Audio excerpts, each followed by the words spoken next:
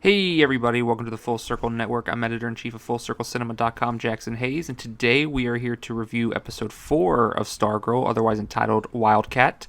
This will be a spoiler review, so if you haven't seen the episode, come back after.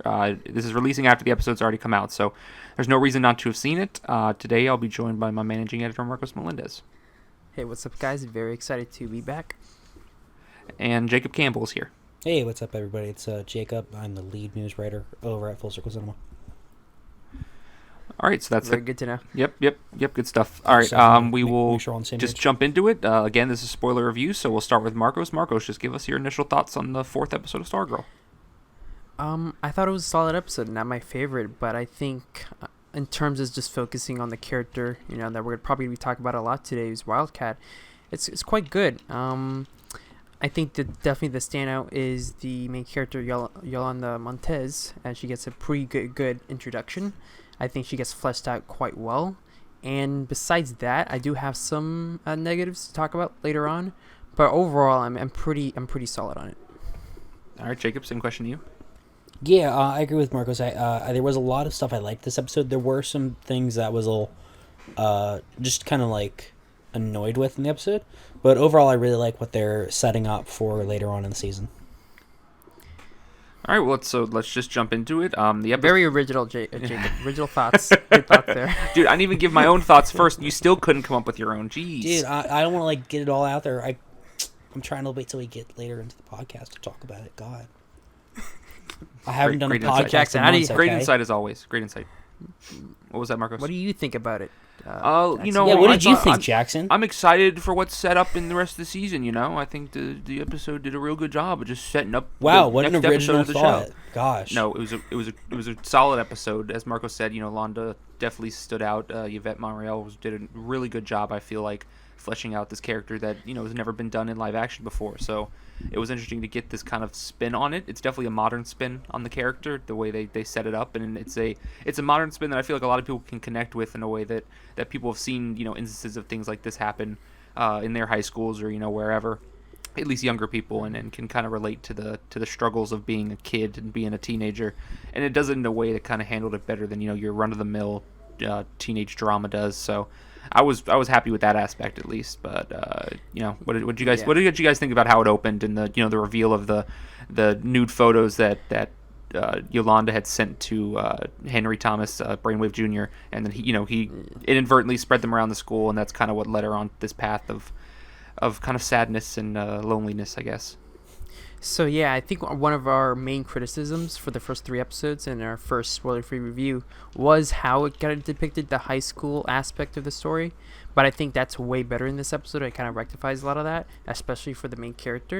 And I thought that the opening's pretty powerful, especially the part where everyone gets sent all the new photos of her, and it's pretty powerful moment. And I was surprised of how good it was and how much the show cared to flesh out one of the, I guess, the supporting characters that we literally just met. So, I was very high on that.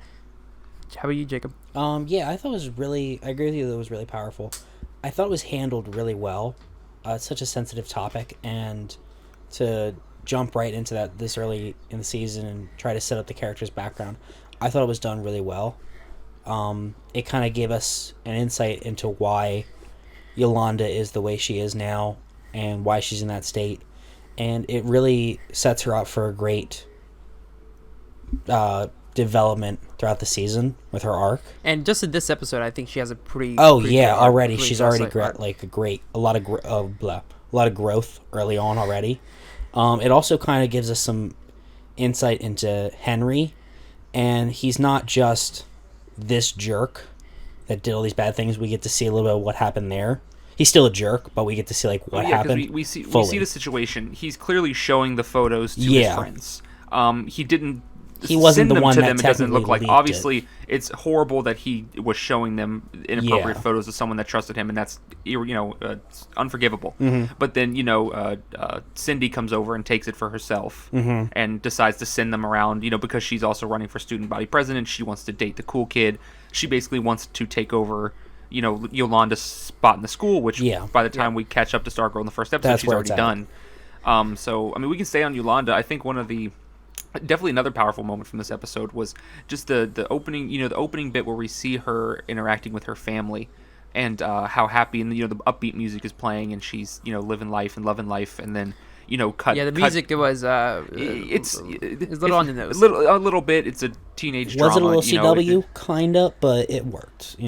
it was alright. I got the It point wasn't across. that big of a deal for me, but then they cut to it a few minutes later where she goes back into her home life. 3 months later, and how gray and dark and sad it was. Mm-hmm. Nobody's talking to her. Her mom is very, very blunt and rude to her. When she gets home, her brother, is clearly on her side, but is still a little hesitant about the whole thing. Her grandma won't even look at her, and her dad doesn't even want to look at her. So it's just one of those situations where I thought that was handled really well. I mean, we don't really see supporting characters' home life all too often in shows like this. They kind of skim over it and just, but it was really hit home here, and that was really what's been driving her, is the disappointment of her family, and how much that hurt her, and how it kind of leads her to where she is at the end of the episode, where she has to kind of overcome that issue at hand, and move on with her life even without her parents' approval.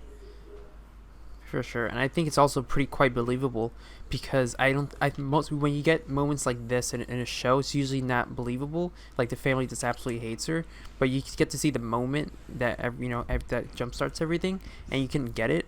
Obviously, I think they're in the complete wrong about it, but you definitely you can see that happen in real life. So I think that was one of the best points of the episode. So I think we also have Stargirl in this episode. She's good. I'd say she's not very smart, though.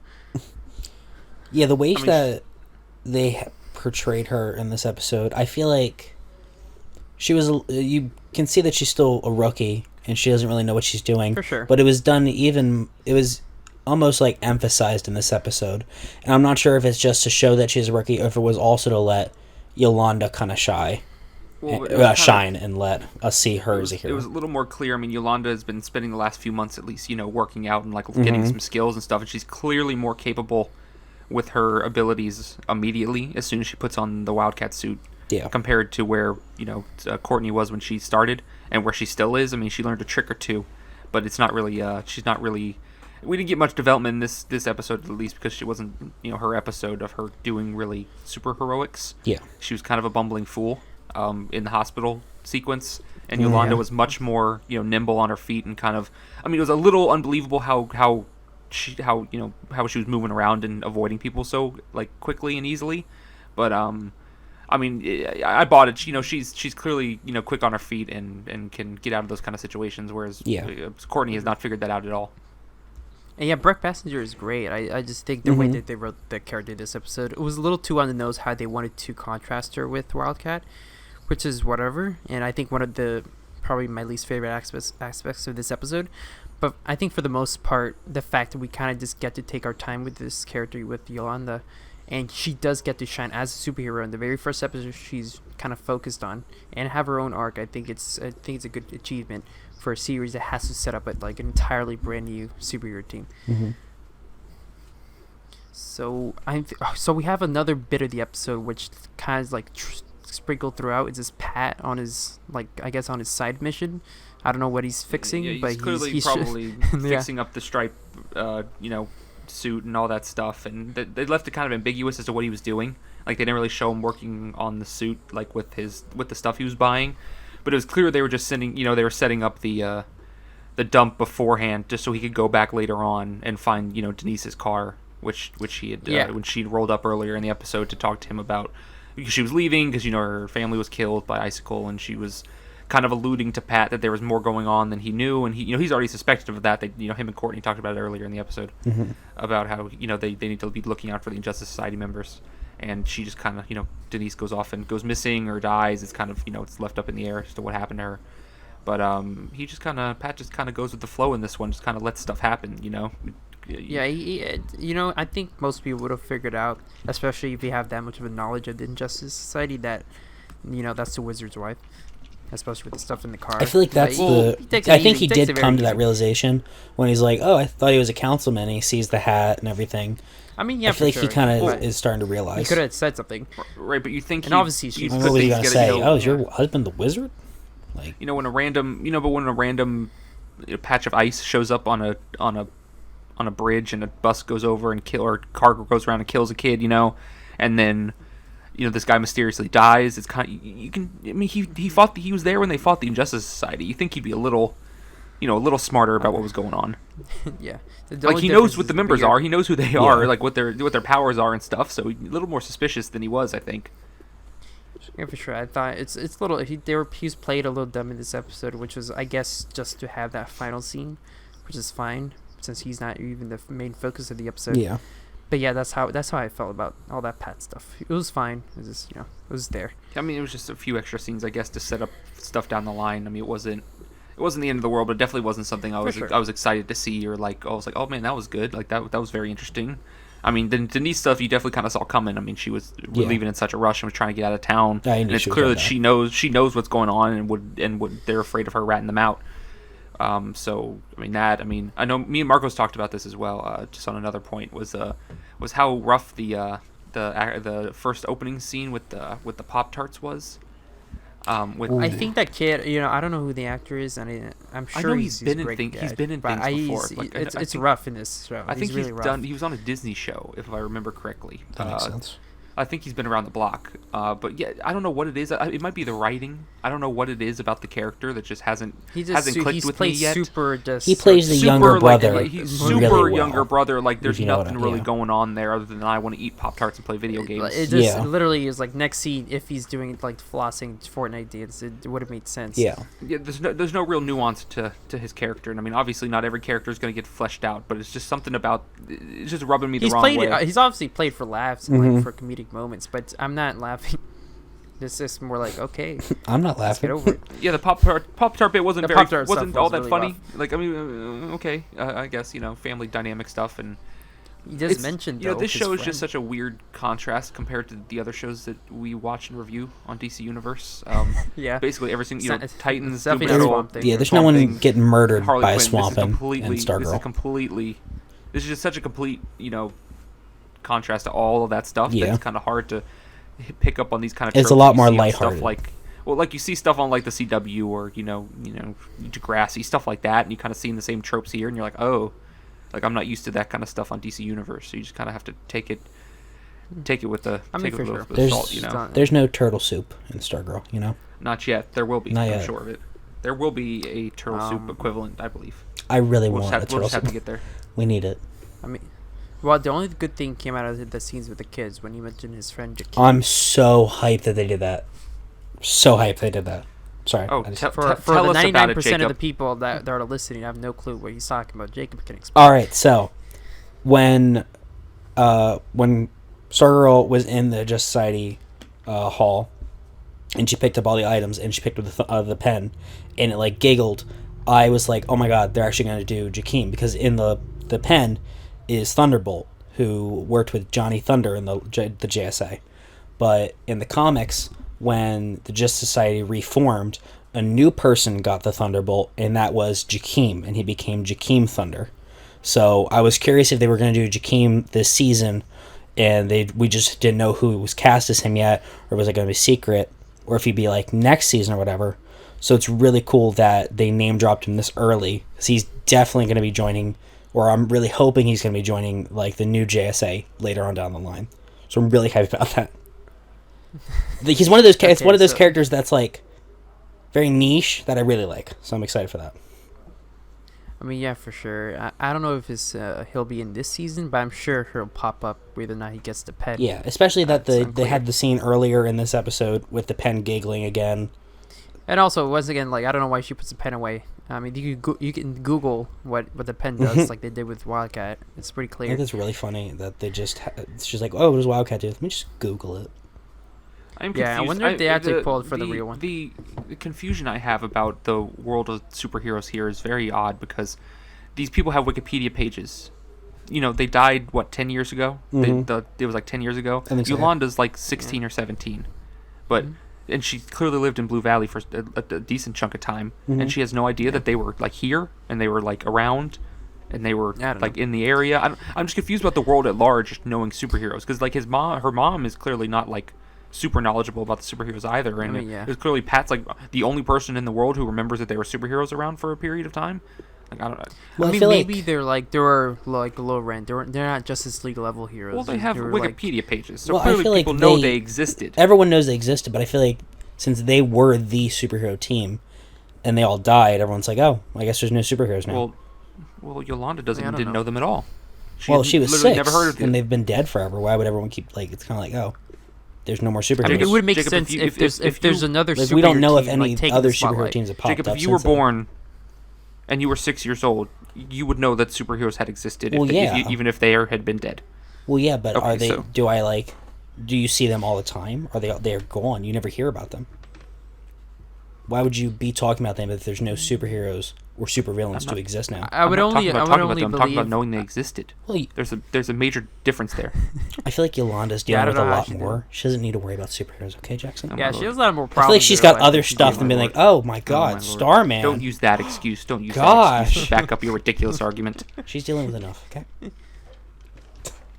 I mean, yeah, let's. I guess that's Ooh, it actually, on that. okay. Since we kind of talk about knowing these superheroes exist and everything, so I have a theory that they're gonna do it like they did in the comics, where Yolanda is Ted Grant's goddaughter, because if you noticed in the opening scene when she has like the pictures on her wall in her mirror or whatever, she has a picture of like a boxing of a boxer, and I'm curious if that's actually Ted Grant. What do you guys think? Ooh, I think I might have seen that, but I don't think they're doing that. I also agree with Marcos, and I don't think they're doing that. Okay. I don't I think think. she's a very. I think she's just a very strong, independent woman. I think Okay, every yeah, character good on the thing. show, a lot of them are legitimate legacy characters because Mm-hmm. that's the way the comic book was set up. But having that in a show is too coincidental. You have to Yeah. you have to take some liberties here to say that not every character is directly connected to the hero that Stargirl is going to hand them over to. Just to hand the mantle And over to. I like that because you would Well, watch this episode, and the reason why she becomes a hero isn't because she's related, or has any type of relation to Wildcat. It's more like Right, and that- she has the attributes of a superhero. And we all So that's why assume she becomes- that's going to be the arc for Courtney, where she's not going to be Starman's daughter. We're going to figure that out, and that's obviously. I mean, It's pretty clear kinda that that's going to obvious. be the case. That Yeah. she's not the daughter, but she has to learn that she needs to be a hero in her own self, and that's going to end up having to come around, not because her dad was a superhero, 'Cause, and like- not because these people killed her dad, who wasn't even her fake dad, who wasn't actually her dad. Well, even in And the it's comics, more- her dad wasn't actually Starman, so I think they'll definitely go with that route. Okay, but what we're saying, Jacob, is that they're not going to follow the comic books directly, and they're going to take liberties because on a TV show you can't have everything be legacy because it doesn't work that way. It's too coincidental. You have to make it. You can make connections. I see. But you don't have to have them all directly be. You already have one who's going to be directly a son. Rick is going to be Rex's son, and then you're going to have Beth Chapel just take up the mantle. And Brainwave Jr., but that Brainwave, makes but sense. you have Brainwave Jr. But we also have Icicle Jr. and that's another one. That's the list goes on and on. There's going to be too many at some point to make everyone be Yeah. directly connected to a member of the Justice Society when they've had no previous connections before. But I'm also excited for those legacy characters because with those, Icicle Jr., Brainwave Jr., you allow for the legacies to continue. You can just play around with them. I'm pretty sure Brainwave Jr. will be a superhero too. Well, Then Icicle will be flesh out No, these yeah. characters. Yeah. I mean, Like, they Icicle kind of Jr. is a telegraphed good that. guy. Yeah, He's a good guy they've right now, telegraphed but where they're he'll be they're gonna flip the other ways because their dads, they're both their dads are evil, but one guy is clearly nicer than the other. Right now, Icicle Jr. is clearly a better person than Brainwave Jr. is, but they're gonna have to end up flipping because, that's just the way TV shows work. That's storytelling. Well, we didn't mention Dragon King. He kind of only has one scene, but it's quite cool. What do you think? What do you think about it, Jackson? Because you talked about it earlier. Yeah, so we got that brief moment where he's sitting in the Injustice Society headquarters and Icicle shows up and it's kind of an ominous opening. He has the kind of zealots with him standing at the door, and then you get the look of him talking about wanting to build this machine that'll help them create the Project New America and all those things, and it's very ominous. It's definitely creepy when he asks for Wizard's body. And it's clear that Icicle was clearly taken aback by it, and it was a little weird of him to ask, but he wants his help, so he's just kind of like, yeah, I'll hand over his body, no worries. But it's definitely an ominous entrance to a character or to a villain. They've done a good job of that, just introducing these really creepy villains in a good fashion so far. Yeah, he looks great. It's obvious they're doing some practical effects under the mask, and it looks great. And I'm excited to take it off too. Yeah, no, we've had a look at it in a promo, TV promo. I think a TV spot. They got a full look at the face. It looked really good from what I could tell. So yeah, very hyped for that. That's another cool element they're adding to the Injustice. And also he lets us slip that Shade, one of the former Justice Leaguers. Another name drop. Depraved them. Yeah, which we see him in the opening. Right, in the first there's clear something's happened since that incident. Something has happened where they had to. Is it left kind of unclear why they went back underground and they kind of just stopped? It's like the full story hasn't been fleshed out as to what happened with the group as a whole. I mean, it's only assumed that they did it so that they could do their work more, I guess, low key. Right. I mean, at least in Icicle's case for sure. But they've all just assumed regular lives and they've just kind of been going about their business. But now we're kind of having to see what happened. But yeah, they clearly dropped that for some reason. Shade's clearly something happened in the last 10 years that caused some animosity. Yeah, I'm curious if he'll be popping up later on down the season. For sure. Yeah. If we're gonna keep speculating, we have another speculation. So almost everyone that's seen the show has noticed that. I don't know which episode it was. It might have been the first one. I'm pretty sure first it's the or first second. one. Yeah, I think it was the first. Yeah, when she first gets to school, I think. So first time Courtney Whitmore gets to school, she sees janitor, gives that creep look to her. Yeah, they clearly leave the camera on him for an extra second. Like it's not a clear regular. I mean, pass by. It's very clear. It's very obvious that they're showing him for a reason. So, on IMDb, right, the very trustworthy IMDb, because that's what we're going to say right now, he is listed as janitor Justin, I think, right? Yeah. Yeah, Justin. And the only JSA character, that fits the description as Justin is something Knight. Jacob knows. It's the Shining Knight, and he's a member of the... Shining Knight. He's a member of the Seven Soldiers of Victory. Which was the JSA which was like the JSA team before the JSA team. Yeah, that's how they're pitching it in the show, where they'll have come before the JSA. Yeah, which is why he's like older. Yeah. He's like quite old. So let's see if that comes to fruition. I feel like that's the only explanation for that. Even though I doubt they explain it. There's no reason to explain it anytime soon. Mm-hmm. But I feel like that's what that's going to be. I mean, they're clearly the show's planting a lot of seeds. They want to expand the world and introduce new characters down the line. It's gonna, it takes work to do that. They have to set up the ones they've introduced already. So it's gonna, as we move forward, we'll have to just see where they go and who they pick up. For sure. Well, I do want to talk about Wildcat's suit, though. I mean, great character arc, but I think her suit, something that I think we kind of collectively complained about off recording of how bad it looked in the promos. The promos, the suit, not as much as the cowl. The cowl looked awful. The cowl, it looked way too big and it looked impractical, and there was just clearly something off about it in the promo images. I mean, it still looks too big, but it works way better. In action, though, I honestly don't even think it looks too I'm not even gonna have that issue. I don't think it was like too big. I think it looked fine. It's the cowl was meant for a much larger dude. It kind of form fits a little bit, but no, Jesus. But there's clearly a disconnect between the images, because it was egregiously big in the images compared to actually how it looks in action. And I thought moving around she looked completely fine. I didn't really have any issues with it at all. Yeah, and then of course she uses her powers when they try to break into the hospital, where Stargirl attempts to kill everyone in the hospital. I mean, she gets full movement. She's climbing the walls and jumping on top of things. I mean, it's full. They don't hold anything back in this episode, at least. For sure. And then we get the shot of Beth Chapel standing outside the building, so obviously she knows. That's probably who we're going to pick up next, I would assume, is the person who saw them, running around would be the next connective tissue. We didn't even get a look at Rick in this episode, so I'm sure he'll come in down the line, but they'll probably end up picking up Beth first. The episode that will apparently focus on Dr. Midnight, aka Beth Chapel, will be the one that also focuses on Our Man, so they'll be pulling double duty unless they split up her arc through like maybe the next few episodes. I don't know whether or not that's the next episode though.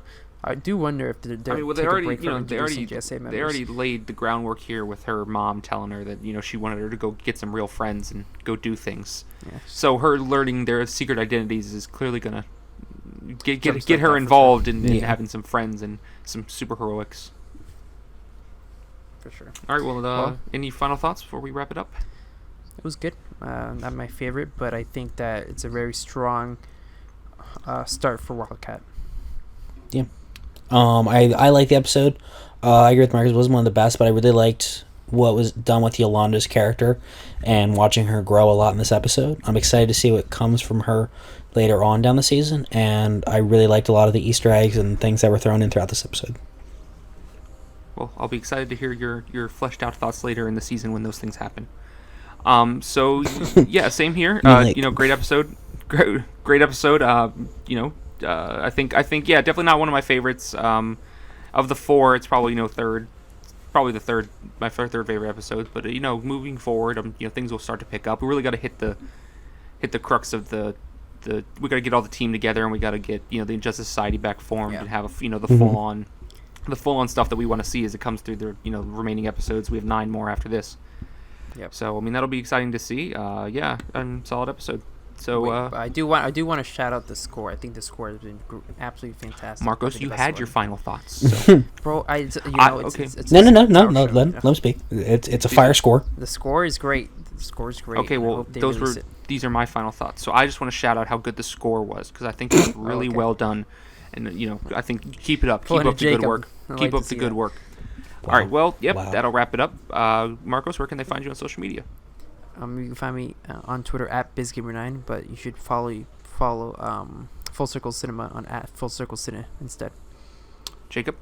You should absolutely follow me on Twitter. It's at JacobCamp13. Okay, so you're not going to shout out Full Circle? Sounds good. Okay. It's our podcast. They're going to know. Okay. This podcast is a shout out in itself, Okay. Yep. You can find me on Twitter at Jackson8067. Make sure to follow the page, like Marco said, Full Circle Cine. Make sure to check out our work at FullCircleCinema.com. Subscribe to the channel. Leave a comment. We'd like talking to you guys in the comments. So you have a thought on this episode or our thoughts on the episode, go ahead and leave a comment, and we'll catch you guys next week. I do want to point out one more thing. It's Comic Corner at Comic Corner. Oh yeah. Yep. Cut that. Cut that.